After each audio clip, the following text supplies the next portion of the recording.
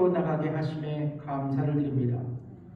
무엇보다도 부족하고 연약하지만 임마누엘 교회를 굳건한 반석 위에 세워주셔서 모진 세상의 세파에도 흔들리지 않도록 불꽃 같은 눈빛으로 우리 교회를 인도하신 하나님 아버지께 모든 영광과 감사를 올려드립니다. 교회의 주인이 되신 하나님 아버지, 교회 창립 39주년을 맞이하여 감사함으로 드려지는 이 거룩한 예배 시간에 성령께서 임재하시어 예배를 드리는 모든 하나님의 백성 가운데 은혜로 충만케 하옵시고 풍성한 감사와 헌신이 있게 하옵소서. 바라옵기는 그리스도의 거룩한 몸을 이루는 교회로서 성경과 거룩을 지켜 하나님의 영광과 거룩을 나타내며 어두운 세상에서 구원의 빛을 발하는 교회가 되게 하옵소서. 또한 영혼을 구원하여 제자를 삼아 세크라멘토를 치유하고 세상을 변화시켜 하나님 나라를 확장하게 하는 교회가 되게 하옵소서. 지금도 열방에서 복음을 전하시는 선교사님들을 축복하시어 영육간에 강건하게 하옵시며 늘 복음의 능력 가운데 살아가도록 인도해 주옵소서. 예수님의 이름으로 기도드립니다. 아멘. 우리 찬양 드리겠습니다. 큰 영화로우신 주.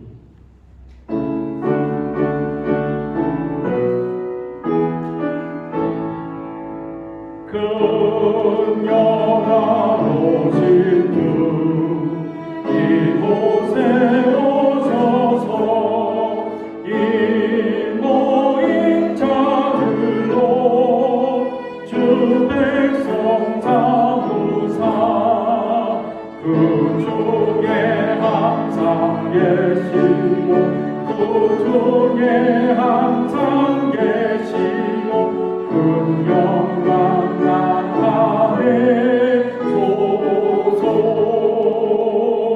이 백성 기도와 또 예물 드리니 양떼와 같으니 곧 받으옵소서.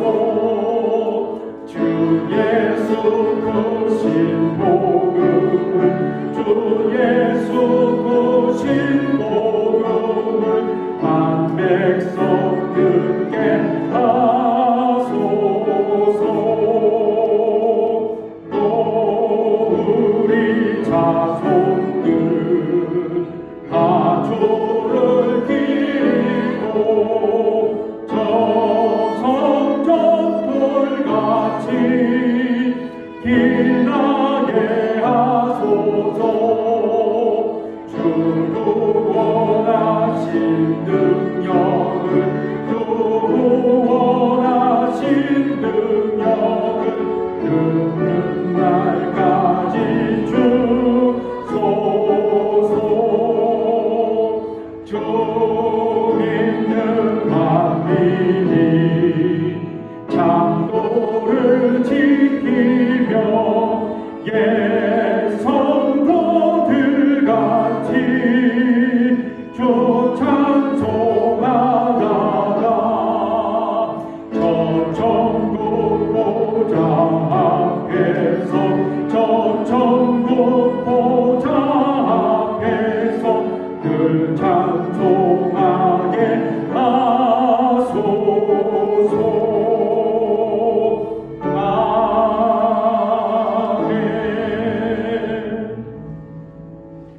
마음속에 근심이 있는 사람 찬양하겠습니다.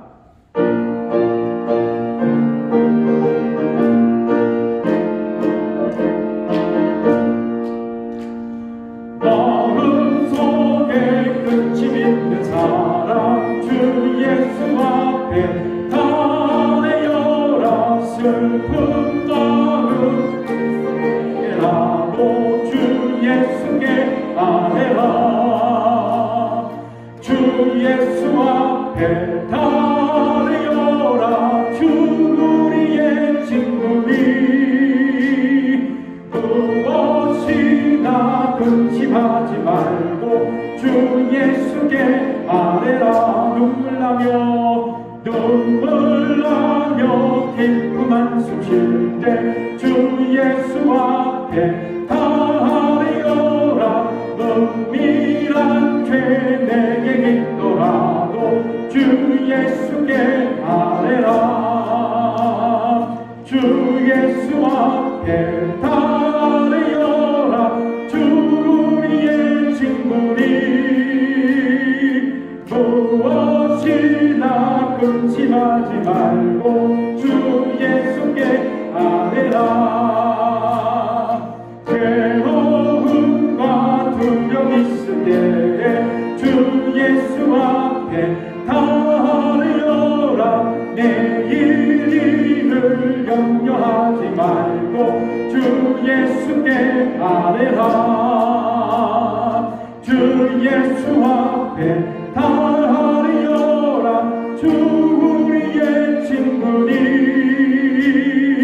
무엇이나 근심하지 말고 주 예수께 죽음 앞에 겁을 내는 자여, 죽음 앞에 겁을 내는 자여, 주 예수 앞에 달려라. 하늘 나라 바라보는 자여, 주 예수께 아뢰라. 주 예수 앞에 달려라. 주 우리의 친구니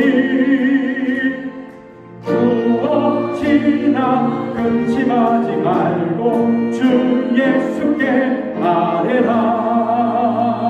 아멘. 나의 갈 길 다가도록 예수 인도하시니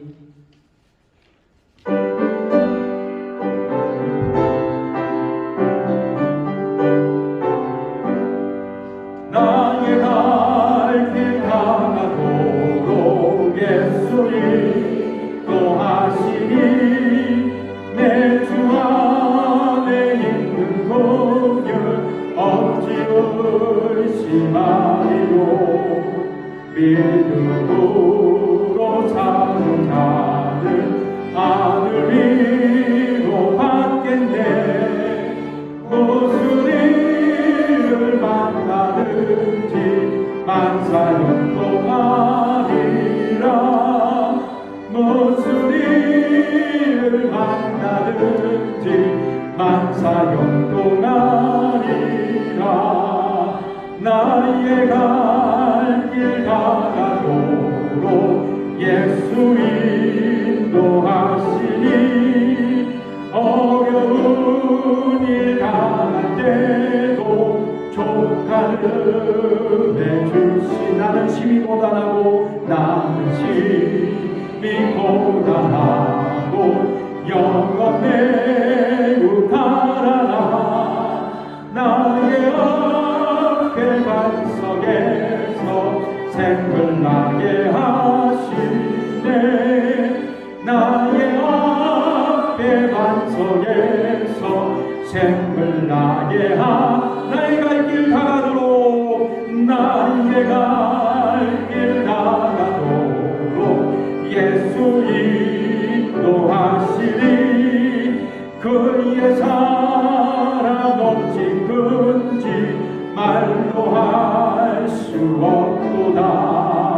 성령아 마파는 영혼 하늘 날아갈 때에 영영 모를 나의 장소 예수 인도하셨네.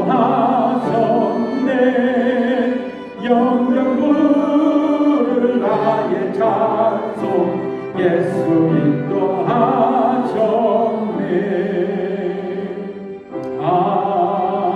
아멘. 나의 힘이 되신 여호와여,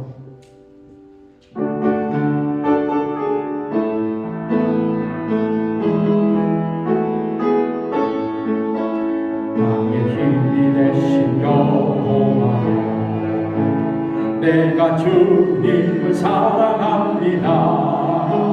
주는 나의 반석이시며 나의 요새시며 주는 나를 건지시는 나의 주 나의 하나님. 나의 피할 바위시요 나의 방패시라 나의 하나님 나의 하나님 구원의 노래시요 나의 산성이 나의 하나님 나의 하나님 나의 하나님 그는 나의 여호와 나의 생명이신 여호와여 나의 생명이신 여호와여 내가 주님을 찬양합니다 주는 나의 사랑이시며 나의 의지 아멘 주는 나를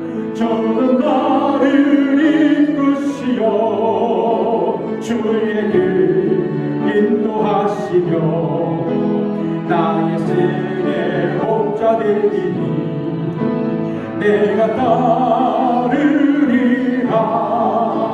나의 하나님 나의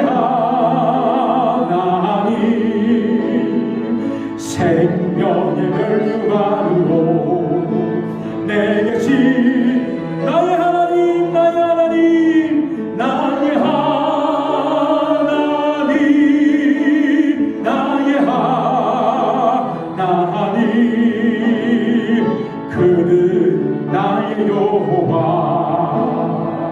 나의 구세주 내 주의 은혜 강가로 저 십자가 강가로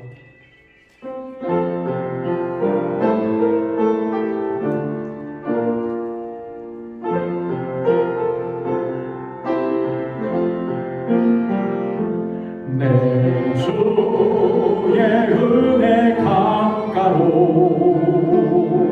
저 십자가의 강가로 내 주의 사랑이 있는 곳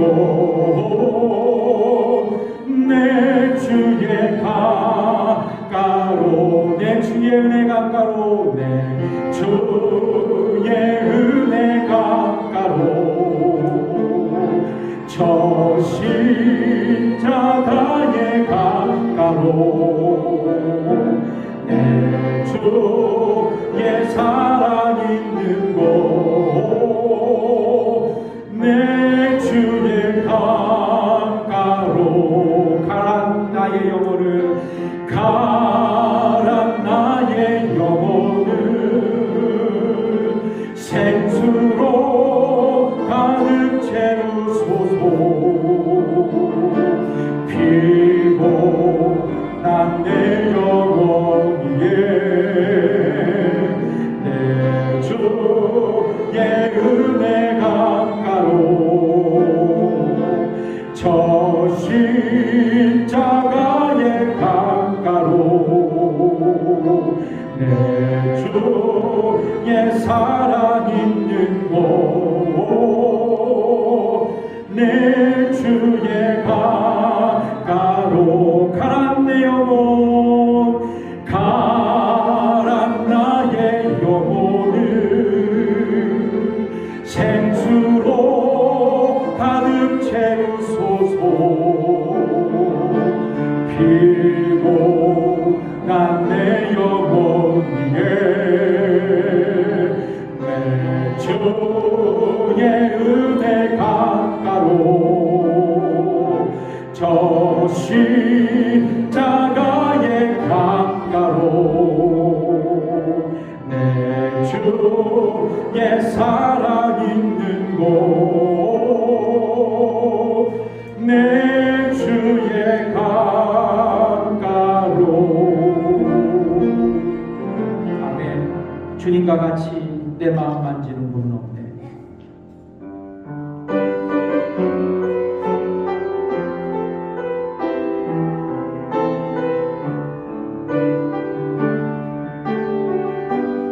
주님과 같이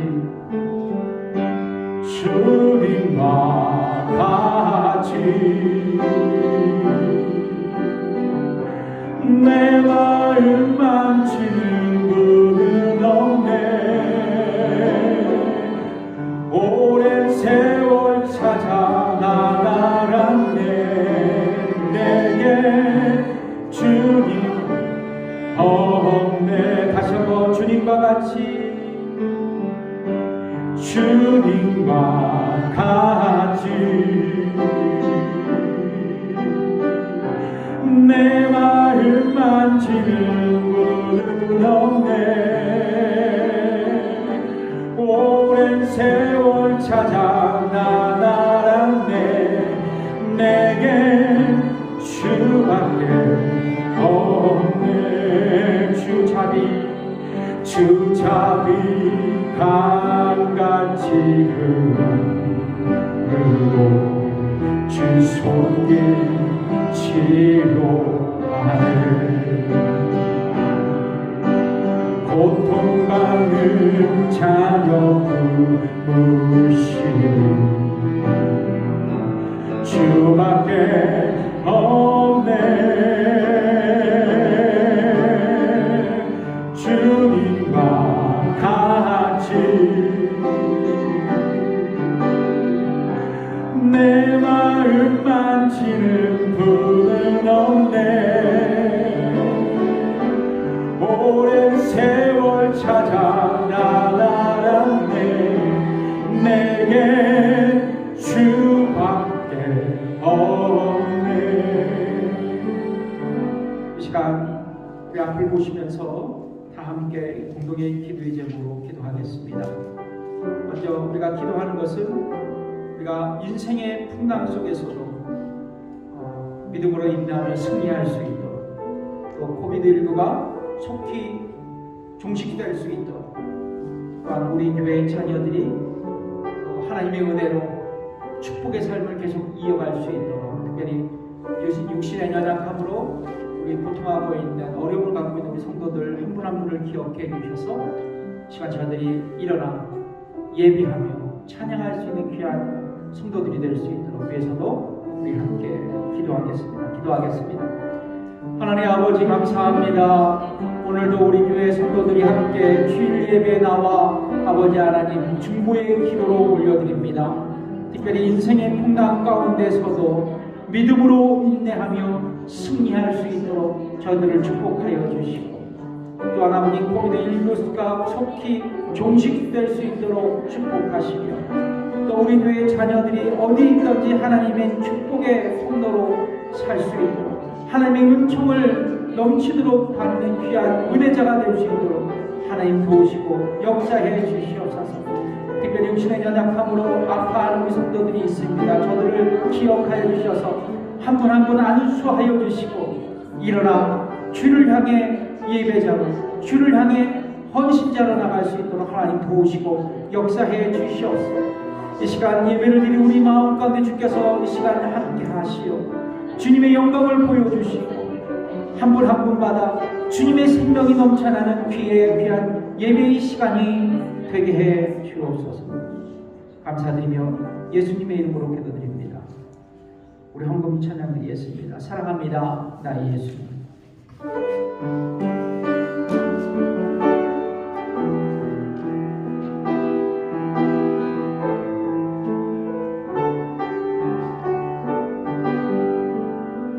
사랑합니다 나의 예수님. 사랑합니다 주만이로. 사랑합니다 나의 예수님. 사랑합니다 그것뿐이에요.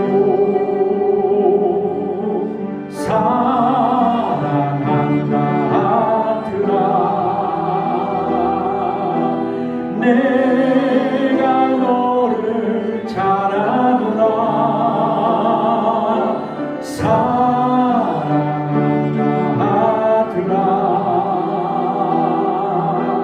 내게 주 사랑합니다 나의 예수님 사랑합니다 나의 예수님 사랑합니다 아주 많이요 사랑합니다 나의 예수님 사랑합니다 그것뿐이에요 사랑한다 내 딸아 사랑한다 내 딸아 내가 너를 잘 아노라 사랑한다 내 딸아 내게 축복 거하노라 아멘. 기도하시겠습니다. 사랑이 많으신 주님 우리에게 있는 모든 것들이 주께로부터 온 것으로 고백드리며 이 시간 자원하여 즐거워하는 마음으로 주 앞에 예물을 드립니다. 11조를 드립니다. 감사의 연보로 드립니다. 선교의 연보로 드립니다. 주정헌금으로 드립니다. 일불 선교의 예물로도 드립니다. 주님께서 이 드린 물질에 축사하여 주셔서 쓰여지는 곳곳마다 하늘의 영광이 나타나게 도와주옵소서. 이 시간 물질이 없어 마음과 사랑을 드리면 우리 성도님들도 계십니다. 저들을 축복하시사 주 앞에 드릴 수 있는 삶의 여유로움도 허락해 주시옵소서. 아버지 이 시간 예배의 시간 우리 자신이 주님의 거룩한 산제사로 드리게 하옵시고 드려진 이 예배의 제물 가운데 향기로운 아버지 하나님 찬송 가운데 기도 가운데 하나님의 놀라운 역사가 우리 가운데 나타나게 하옵소서. 감사드리며 예수님의 이름으로 기도드립니다. 아멘. 할렐루야. 여러분을 주님의 이름으로 환영하고 축복합니다. 교회 말씀을 드리겠습니다. 오늘은 임마누엘 교회 창립한 지 39년이 됐습니다. 맞죠? 39주년입니다. 내년이면 40주년인데 기대 아닌 내년에 40주년에 뭔가 좀 우리가 좀 하나님 앞에 영광 돌리는 하나의 거룩한 이벤트가 좀 있었으면 좋겠습니다. 계속 기도하고 있는데요. 40주년에 저희가 지금은 코비드 때문에 이렇게 안 하고 있는데요. 이제 40주년에는 하나님한테 뭔가 좀 영광을 돌리고 귀하게 드려지는 예배 시간이 되었으면 좋겠습니다. 오늘 예배가 끝난 후에 다목적실에서 우리 재직회로 모이겠습니다. 한 분 다 빠짐없이 잠깐 나누셔서 앞으로 있을 사역을 한번 의논하고 또 저희 교회가 언제 완전하게 오픈할지를 한번 의논하면서 또 시간을 보내겠습니다. 여러분 재직되시는 분들 다 참석해 주셨으면 좋겠습니다. 다른 건 없겠고요. 여러분 이제 다 코비드19 샷 다 맞으셨죠? 저희 아이들도 이제 맞았고 또 맞을 예정인데 그래서 저희 아이들도 아직까지 학교를 보내지 않습니다. 왜냐하면 저도 그렇고 가족의 건강을 위해서 또 얘네들 이제 교회에 또 다니고 그래서 어르신들의 또 건강을 또 지키기 위해서 학교를 다니지 않고 집에서 공부하고 있습니다.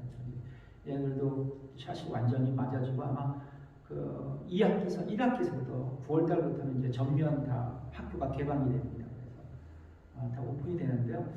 저 염려스러운 거는 여러분 그럼에도 불구하고 소셜 디스턴싱은 계속 하는 겁니다. 이해하시겠죠? 항상 마스크 쓰시고 손 다 닦으시고 그러세요. 그래서 아직까지 저희 지역이나 미국이 아직 레드 컬러입니다. 레드 컬러. 그래서 심각 단계예요. 그러나 이제 저희가 7월 4일 줄라이 4th 때는 코비드19 해방날로 선언한다 그러는데 제 생각에는 올해 쭉 갈 것 같아요. 위험도가요. 그래서 여러분 늘 코비드 샷을 맞았더라도 방역 철저히 하고 마스크 꼭 쓰고 다니시고 그러게 좀 부탁드리겠습니다. 건강이 최고니까요. 예. 오늘 하나님의 말씀을 여러분 공독해 올리겠습니다. 다 함께 일어나셔서 하나님 말씀을 공독해 올리겠습니다.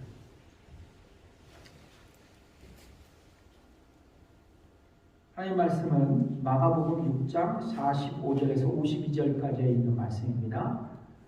마가복음 6장 45절에서 52절까지 있는 말씀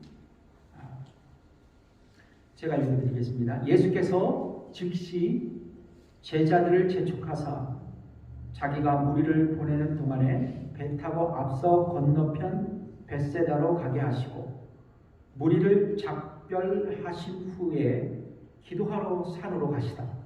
저물매 배는 바다 가운데 있고 예수는 홀로 무태에 계시다가 바람이 거스름으로 제자들이 괴로이 노젓는 것을 보시고 밤 4경쯤에 바다 위로 걸어서 저희에게 오사 지나가려고 하심에 제자들이 그의 바다 위로 걸어오심을 보고 유령인가 하여 소리 지르니 저희가 다 예수를 보고 놀랍니다.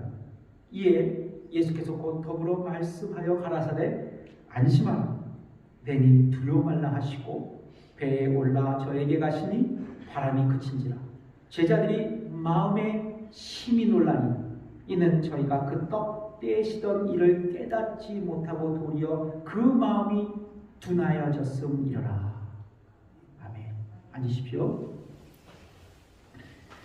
오늘 본문의 말씀으로 인생의 풍랑을 만날 때라는 제목으로 여러분과 함께 은혜를 나누기를 원합니다. 여러분, 우리의 인생은 바다 위에 떠 있는 배와 같습니다. 때로는 잔잔한 바다 위에 떠 있을 때가 있고 또 때로는 세찬 파도와 풍랑을 만날 때가 있습니다. 파도와 풍랑이 없는 바다를 항해하는 것은 문제가 되지 않지만 그 바람이 불고 그래서 파도가 일어나고 풍랑이 일어나면 요동치는 인생이 되고 맙니다. 특별히 여러분 고해라는 말이 있죠. 고해라는 말이 있습니다. 고통의 바다라는 의미입니다. 고통의 바다. 고통과 괴로움이 끝없이 일어나는 세상을 가리켜서 고해라고 합니다. 고해. 우리는 인생을 살아가면서 고해를 지나가야 합니다. 왜냐하면 누구나 인생이란 그 바다 위에 풍랑을 만나기 때문입니다. 나는 파도에서 넘어지며 인생을 배웠다라는 책이 있습니다. 참 감명 깊게 읽었던 책이었습니다. 이 책의 저자인 캘럼 리날리는 유명한 컬럼니스트이자 작가이기도 합니다. 그녀는 미국에서 흔히 볼 수 있는 분주한 워킹맘이었습니다. 그녀는 40살에 늦지막히 서핑을 시작했습니다. 서핑 아시죠? 네. 무려 17년간 유방한 선고를 받고서도 서핑을 즐긴 여인이었습니다. 그는 처음 서핑을 시작했을 때 그렇게 소질이 없었던 것 같습니다. 왜냐하면 서핑을 받고서도 스스로 파도의 페이스를 타고 미끄러져 내려올 수 있는, 스스로 내려올 수 있는, 파도 타기를 스스로 할 수 있는 때까지만 5년이나 걸렸습니다. 5년이나 걸렸습니다. 때로는 서핑을 타면서 파도에 쓰러져서 여러 곳 타박상을 또 힘줄이 끊어지고 부상을 당하고 때로는 또 실직도 당해보고 그리고 계속되는 그 테라피, 항암 치료를 받고 지쳐갈 때 그녀에게 남들이 무모하다고 서핑은 그만하라고 그런 도전 너에게는 필요 없다고 얘기했다고 합니다. 그러나 그녀는 17년 동안 서핑을 탔고 그리고 노력한 결과 뛰어난 서퍼는 되지 못했지만 그녀는 이 책에서 17년간 무수히 많은 파도에 넘어지고 또 일어서는 경험을 통해 인생에서 마주하는 역경에 맞설 수 있는 그리고 다시 일어날 수 있는 법을 배웠다고 말하고 있습니다. 17년간 바다에서 깨달은 레슨을 고스란히 이 책에 담고 있는데요. 저자는 이 책에서 이렇게 자신의 소회를 이야기합니다. 인생도 마찬가지였다. 17년간 내가 배운 것은 무수히 많은 파도에서 넘어지고 다시 일어서고 넘어지고 다시 일어서는 그러한 삶의 태도였다. 그래서 인생에서 닥쳐온 실직과 암 선고 그리고 여러 가지 위기에서 나는 다시 일어설 수 있었다. 동일하게 오늘 본문에서도 인생에서 피할 수 없는 풍랑이 닥쳐올 때 당신은 어떻게 할 것인가 라는 중요한 질문을 우리에게 던지고 있습니다. 그렇다면 사랑하는 성도 여러분, 인생의 풍랑을 맞이하는 순간 우리는 어떻게 풍랑을 극복하고 다시 일어설 수 있을까요? 첫 번째입니다. 예수를 믿는 신앙인에게도 그리스도인에게도 인생의 풍랑은 찾아올 수 있다는 것을 알 수 있어야 합니다. 오늘 본문 바로 전에 보면 오병이어의 기적이 기록되어 있습니다. 주님은 베세다 들판에 모여있는 유대인들에게 하나님 나라에 대한 말씀을 여러 가지로 가르치셨습니다. 그 말씀이 마가복음 6장 34절에 기록되어 있죠. 예수께서 나오사 큰 무리를 모시고 그 목자 없는 양 같음을 인하여 불쌍히 여기사 이에 뭐요? 여러 가지로 가르치시더라. 마가복음에서는 그냥 여러 가지로 가르치셨다고 기록되어 있는데요. 누가복음에 보면 하나님 나라의 일을 이야기하셨다고 기록하고 있습니다. 여러분, 여기서 가르치셨다라는 말씀에 우리가 주목해 볼 필요가 있어요. 헬라어로 이 가르치셨다라는 단어를 디다스케인이라는 단어로 쓰고 있습니다. 원래 원형이 디다스코, 나는 가르치다라는 단어인데요. 이 헬라어의 의미는 문법적인 거가 뭐냐면 어떤 문법은 현재 부정사예요. 근데 이 문법적인 의미는 뭐냐면 계속적인이라는 뜻이 있습니다. 그러니까 예수님께서 가르치셨는데 어떻게 가르치셨다고요? 계속해서 가르치셨다는 거예요. 계속해서. 그러니까 아침부터 해 지는 저녁 때까지 주님의 가르침이 어떻게 됐다는 거예요? 이어졌다라는 것이죠. 이어졌다라는 것이죠. 자, 그런데 문제가 발생합니다. 여기에 모인 무리들이 어떻게 했어요? 하루 종일 예수님의 가르침이 이어지니까 휴식도, 브레이크 타임도 없잖아요. 굶주리고 있었다는 것입니다. 그리고 제자들이 이런 긴박한 상황을 예수님께 보고하죠. 6장 35절의 말씀이죠. 때가 저물어 가매 제자들이 예수께 나와 여짜오되 이곳은 빈들이요 때도 저물어 가니. 자, 이후 예수님은 떡 몇 개요? 5개와 그리고 2마리 뭐예요? 물고기를 가져오게 하셔서 모든 사람을 푸른 잔디 위에 앉게 하시고 하늘으로 축사하시고 무리들에게 떡과 물고기를 나눠주기 시작하셨습니다. 자, 그런데 흥미로운 것은 그 자리에 모인 유대인들을 충분히 먹이고도 남은 떡 조각과 그리고 물고기 바구니가 몇 개가 됐었다고요? 12개가 남아있었다고 기록합니다. 그 얘기는 뭐냐면 풍성한 축제였다는 것이죠. 아멘? 그러니까 예수님이 계신 곳은 항상 풍성한 축제가 될 줄 믿습니다. 네. 자, 그리고 이 오병이어의 기적을 체험한 남자의 수가 약 5,000명이 되었다고 말씀하고 있죠. 마가복음 6장 44절의 말씀이죠. 떡을 먹은 남자가 몇 명이에요? 5,000명이었더라. 그냥 이 사실을 근거로 성경학자들은 실제로 남자, 여자, 어린아이 다 포함해서 약 2만 명 정도가 이 베세다의 기적을 체험했다고 얘기합니다. 그러니까 여러분 2만 명 정도 먹으려면 어마어마한 양이겠죠. 예수님께서 뭐요? 축사하셔서 그 기적을 일으키셨다는 거예요. 예수님이 하나님이시기 때문에 가능한 겁니다.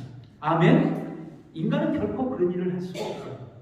자, 그런데 이 오병이어의 기적 이후 예수님을 추종하는 사람들은 주님의 가르침을 관심을 두기보다는 뭐요? 그분께서 베푸신 기적 표적을 보고 예수님을 자신들이 기다렸던 메시아 왕으로 모시기 위해 모종의 모의를 시작합니다.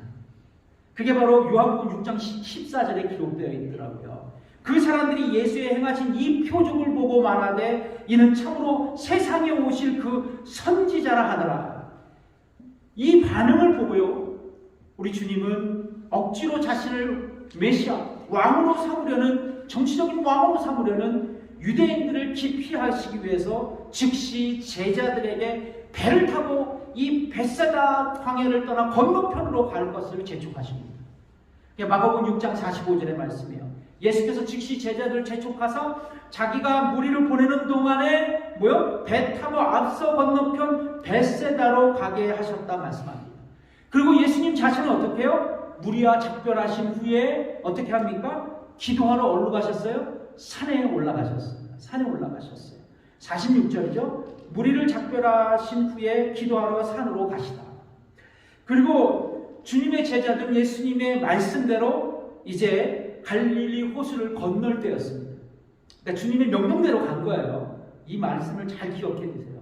주님의 명령대로 갔어요. 그런데 제자들이 탄 배가 이 갈릴리 호수 한복판을 향해 열심히 노를 저고 가고 있을 때 뭐를 만나게 됩니까? 풍랑을 만나게 됩니다. 그리고 제자들은 이 풍랑으로 인해 괴로이 노를 젓고 있었어요. 괴로이 노를 젓고 있었어요. 여러분, 갈릴리 호수는 예로부터 게네사렛 호수, 디베라 호수로 그렇게 알려졌습니다. 참 아름다운 호수예요. 여러분, 우리 그 렉타워 호수 같이 참 아름다운 호수입니다.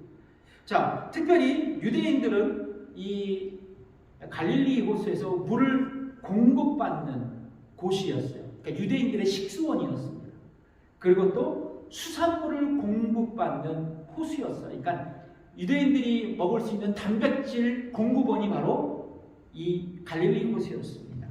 특별히 그런데 평상시에는 아주 맑고 아름다운 호수지만 이 밤이 되면요, 이 갈릴리의 북쪽의 차가운 공기와 그 갈릴리의 남쪽의 따뜻한 공기가 막 뒤엉켜져서 갑자기 호수에 바람이 일어나고 거세게 풍랑이 일어나는 곳이 바로 이 갈릴리 호수예요.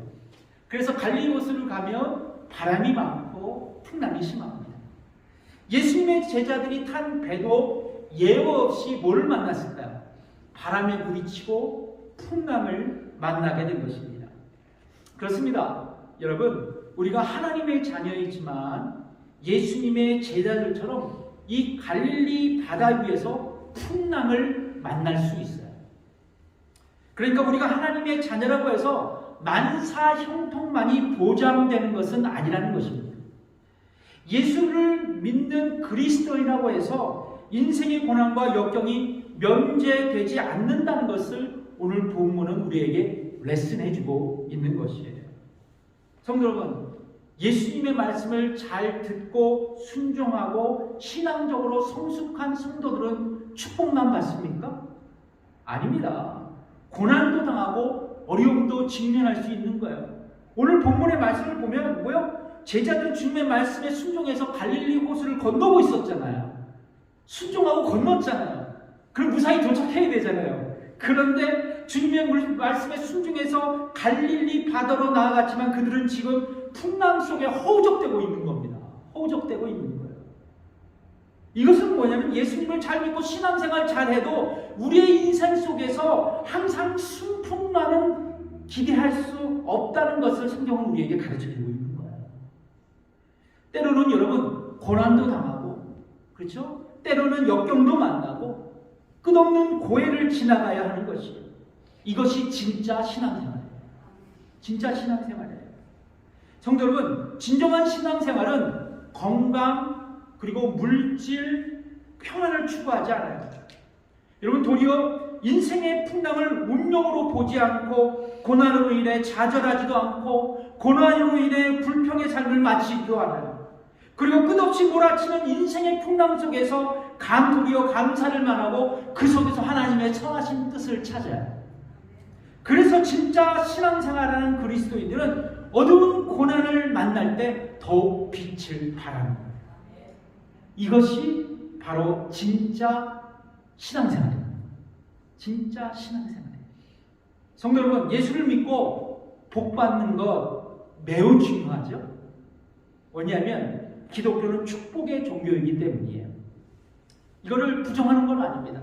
그러나 여러분, 우리가 무조건적으로 복을, 축복만을 추구하는 신앙생활을 한다면 그것은 정상적인 신앙생활이 될 수 없어요. 그냥 기복적인 신앙생활을 하고 있는 것이에요.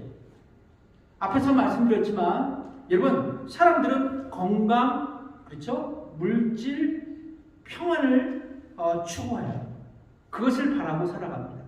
그래서 이런 물질, 건강, 평안을 자신의 축복으로 한정지으며 복을 추구해요. 이것이 발전하면 뭐가 되냐면 기복적인 신앙이 되는 거예요. 기복신앙이 되는 것입니다. 그래서 여러분, 때때로 우리가 가난해질 수도 있죠. 그렇죠? 우리의 건강이 나빠질 때도 있고, 우리가 기뻤다가 염려로 가득할 때가 있어요. 그러면 내가 하나님 앞에 버림받은 존재로 생각할 수 있어요. 이런 기복적인 신앙이 나에게 매몰되어 있다는 말이죠. 그러나 여러분, 이런 기복적인 생각으로 하나님의 축복을 결코 헤아릴 수는 없어요. 여러분, 성경이 말하는 축복은 뭐예요? 하나님이에요. 예수 그리스도입니다. 성령님이에요. 내가 하나님과 함께할 때, 성령님과 함께할, 예수 그리스도와 함께할 때 그것이 축복입니다. 하나님의 부르심을 받을 때 내가 하나님 앞에 축복받은 거예요. 예를 들어볼까요? 구약의 대부분의 예언자들은 가난했고 고난이 많았어요. 예수님의 제자들도 마찬가지였습니다. 사도 바울도 마찬가지였어요. 하지만 그들이 축복의 삶을 걸었어요. 왜요? 하나님과 함께 했기 때문에. 그들의 마음 가운데, 그들의 영혼 가운데 늘 하나님이 함께 하시고 임재하셨기 때문에 그래요. 그러므로 성도 여러분, 우리에게 진정한 축복은 건강이 아니에요. 물질이 아닙니다. 평안이 아니에요. 그것들은 있다가 없어지는 겁니다. 중요한 건 뭐예요? 하나님. 예수 그리스도이십니다. 내게 예수 그리스도가 있는가 없는가가 축복의 잣대가 될 수 있어요. 여러분, 여러분의 인생의 풍랑 가운데 한 가지를 기억하세요. 그 풍랑은 나에게도 밀려올 수 있다는 거죠. 그러나 나에게 누가 계시다고요? 하나님이 계신다는 거예요. 그것이 축복일 수가 있어요. 아멘. 성도 여러분, 인생의 풍랑을 마주하는 순간 우리는 어떻게 풍랑을 극복하며 일어설 수 있을까요? 첫 번째, 예수를 믿는 신앙인에게도 인생의 풍랑은 찾아올 수 있다는 것을 알 수 있어야 된다는 거죠. 두 번째는 뭐냐면 예수님께서 풍랑 속에 있는 우리를 주목하고 계신다는 것을 우리가 알 수 있어야 돼요. 예수님의 제자들은 주님의 명령에 따라 이 갈릴리 호수를 건너고자 노를 젓고 있었는데 때마침 뭐가 왔어요? 풍랑을 만나게 됩니다. 자, 그런데 이 지점에서 여러분, 예수님의 제자들은 대부분 뭐였어요? 갈릴리 어부였죠. 그래서 웬만한 갈릴리 호수의 풍랑은 쉽게 극복할 수 있는 자들이었습니다. 그러나 오늘 본문 48절에 보면 모두가 뭐요? 괴로이 노를 젓다고 기록하고 있습니다. 그러니까 이것으로 보아서 갈릴리 호수에서 장뼈가 굵은 이 어부 제자들도 감당할 수 없는 큰 풍랑에 제자들을 모두 압도해 버렸다는 것이에요.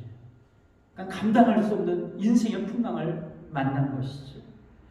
그런데 이런 상황 가운데 아마 제자들은 이런 생각을 했을지도 모릅니다. 우리가 지금 죽도록 이 풍랑과 맞서 싸우고 있는데 정작 바다를 건너라고 말씀하신 우리 선생님은 지금 도대체 어디 계시냐고 말이에요. 이렇게 불평했을지도 모르죠. 우리도 마찬가지일 것 같아요. 우리가 인생의 풍랑을 만날 때 주님 어디 계시냐고, 지금 무엇하고 계시냐고, 왜 보고만 하시냐고, 왜 이런 풍랑 속에 나를 홀로 내버려 두시냐고 생각할 수도 있습니다.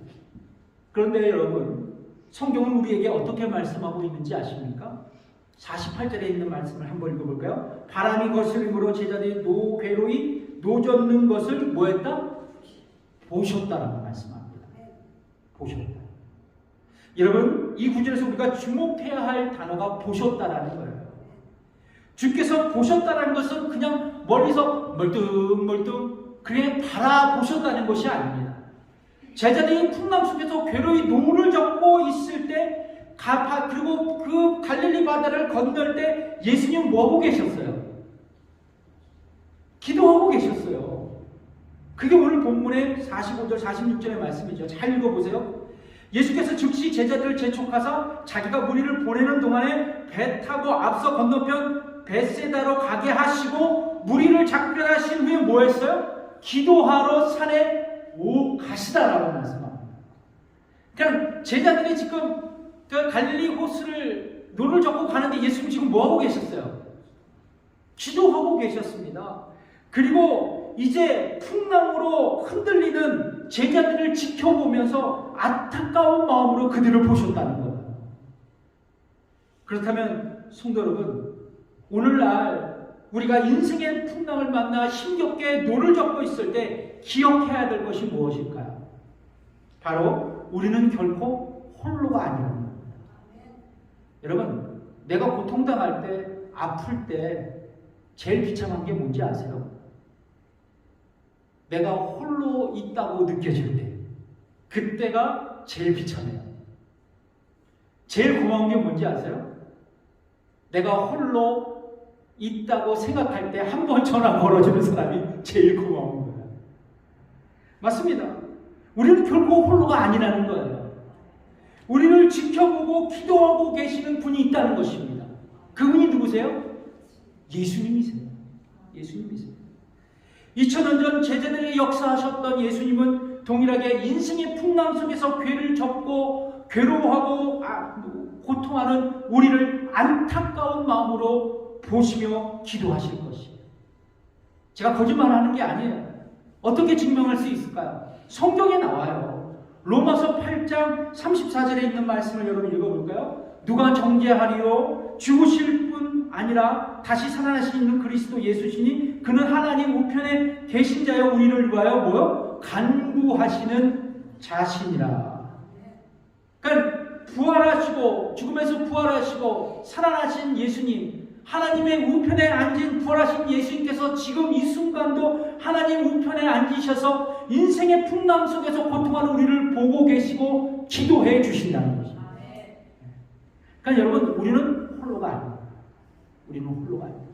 부활하신 예수님이 우리와 함께 계시다. 그렇다면 성도 여러분, 그분이 우리의 역경과 고난을 보시고 그분이 우리를 위해 중보하신다면 우리가 겪고 있는 인생의 풍랑에서도 넉넉히 승리하게 될 줄 믿습니다. 그러니까 이것이 우리의 신앙생활의 소망이에요. 기쁨입니다. 우리의 찬송의 제목이 되는 거예요.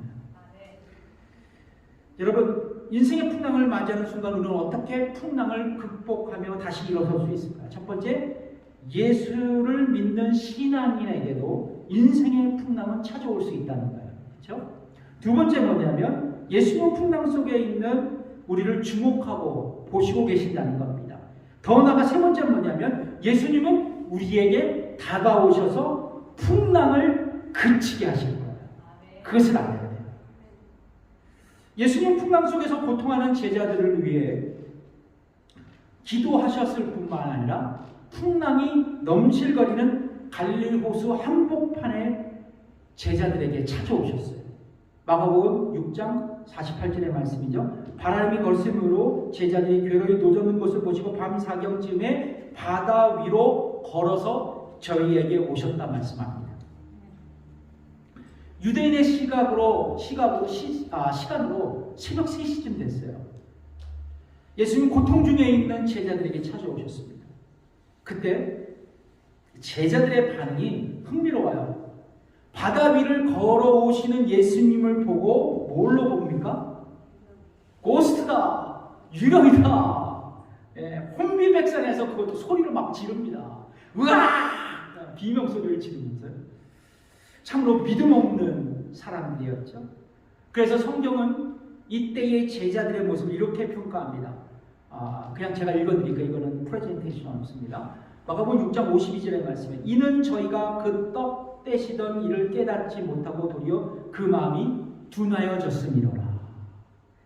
그렇습니다. 제자들은 벳세다 광야에서 5,000명을 먹이신 주님의 기적을 망각해버렸어요.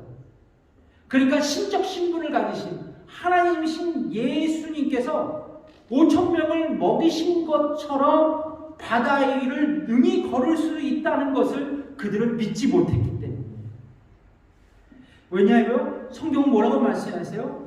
그들의 마음이 뭐요? 둔하여졌기 때문이라고 말씀합니다.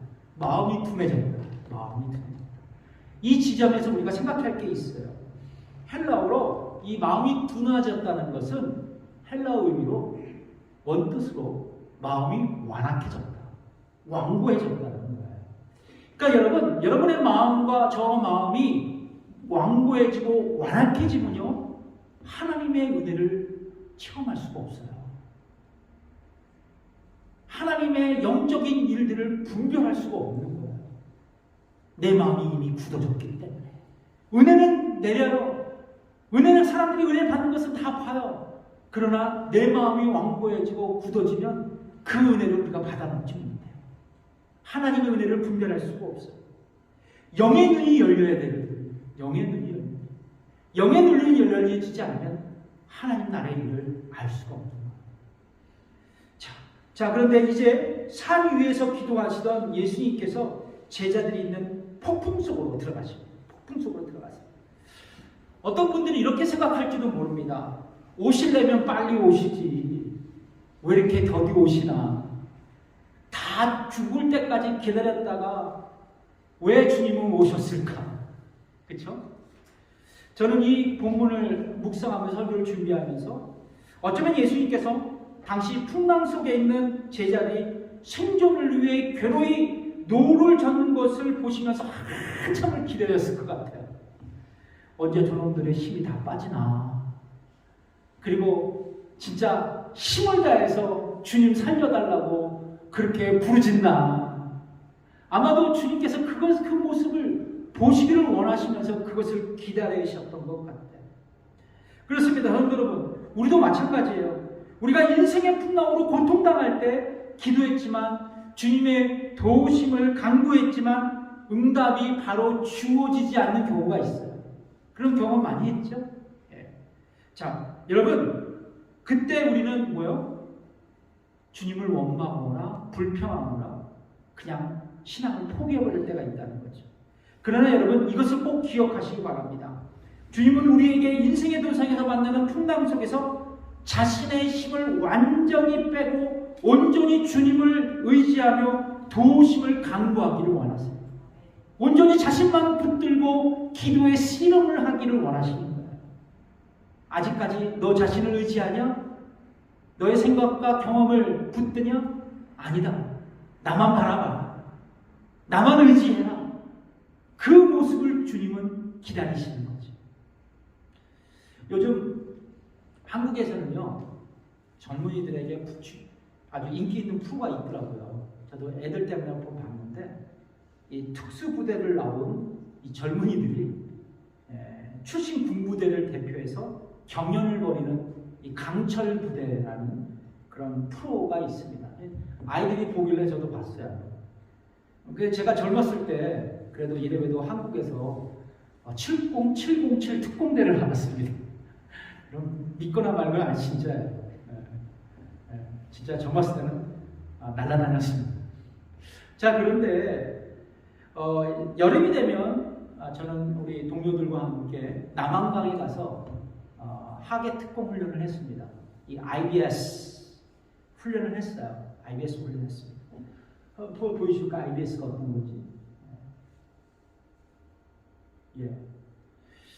그래 배공보트를 이어서 타고 수영도 하고 말이죠. 침투훈련도 하고 말이죠. 근데 이제 사회에서 수영을 잘하는 병사들은요, 아주 너끈히 수영을 하는데 이 수영을 못하고 온 병사들은요, 여기서 이렇게 훈련을 시키거든요. 수영 훈련을 시켜요. 그런데 이제 수영 못하는 병사들은요, 맥주병이 됩니다. 쭉 하고 가라앉아요. 그러면 막 죽자 사자고 막 허우적거립니다.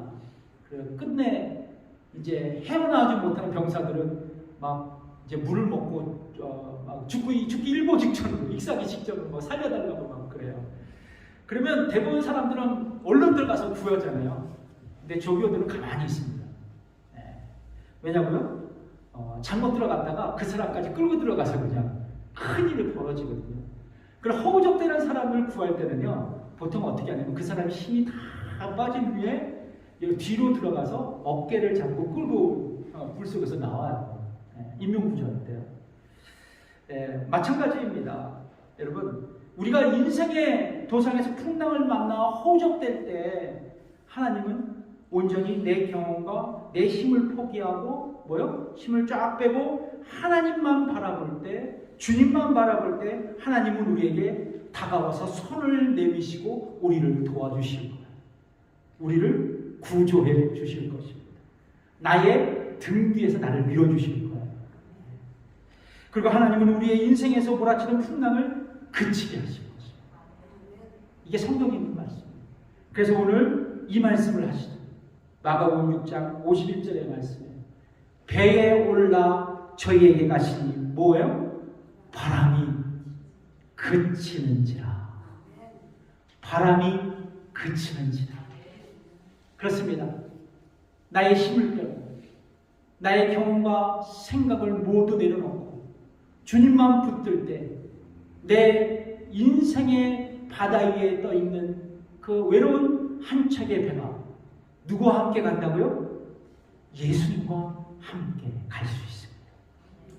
기도하겠습니다.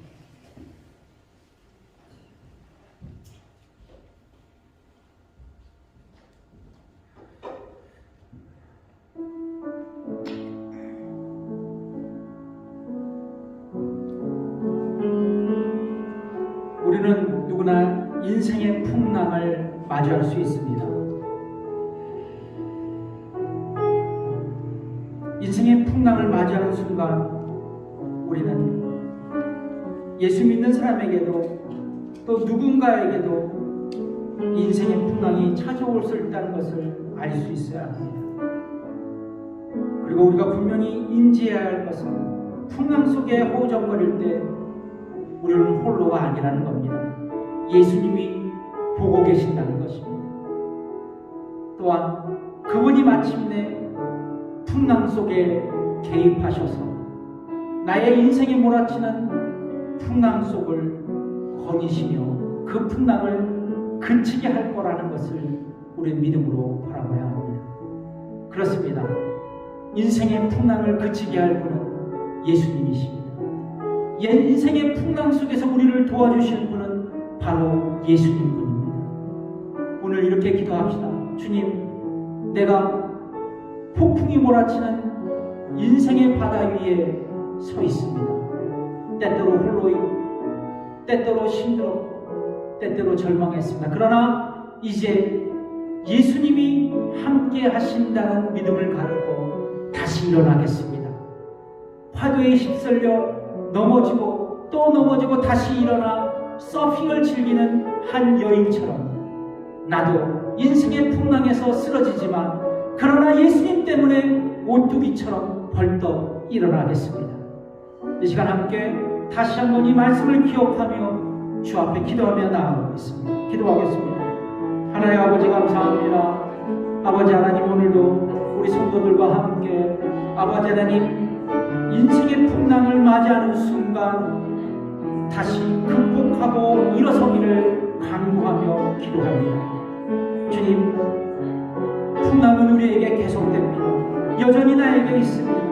그러나 중요한 것이 있다면 예수님이 우리와 함께 하신다는 것을 우리가 믿음으로 붙들게 하여 주시고 온전히 예수님만 붙들고 이 풍랑 속을 헤쳐나가며 살아가는 저희들이 되게 하여 주시옵소서. 아버지는 풍랑이 있지만 예수님 때문에 내가 안전하다고, 내가 힘을 얻었다고, 그분이 나를 위해 기도해 준다라는 그 믿음으로 아버지는 이 땅을 살아가게 해 주옵소서. 감사드리며 예수님의 이름으로 기도드립니다. 다 함께 일어나셔서 우리 찬양하겠습니다. 하나님의 사랑을 사모하는 자, 하나님의 평안을 바라보는 자. 하나님의 사랑을 사모하는 하나님의 평안을 바라보는 자, 너의 모든 것 다 우리 주님 너를 얼마나 사랑하시는지 하나님께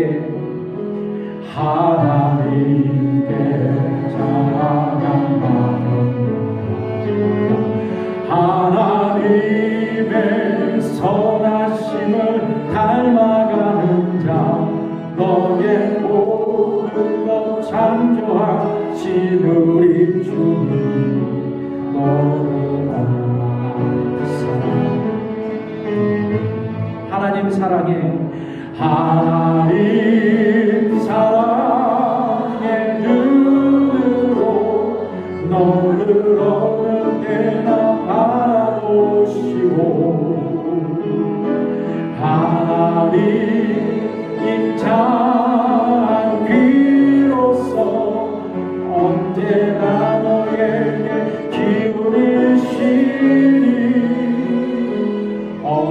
어두움에 맑은 빛을 비춰주시고 너의 작은 신음에도 응답하시니 너는 어느 곳에 있든지 주를 향하고 주만 바라보지라 주만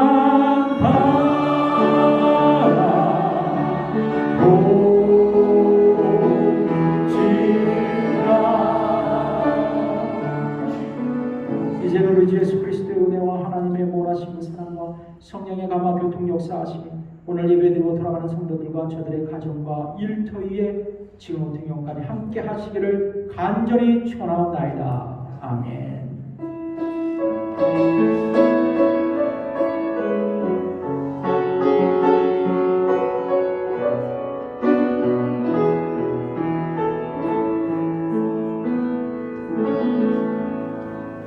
예배를 마쳤습니다. 감사합니다.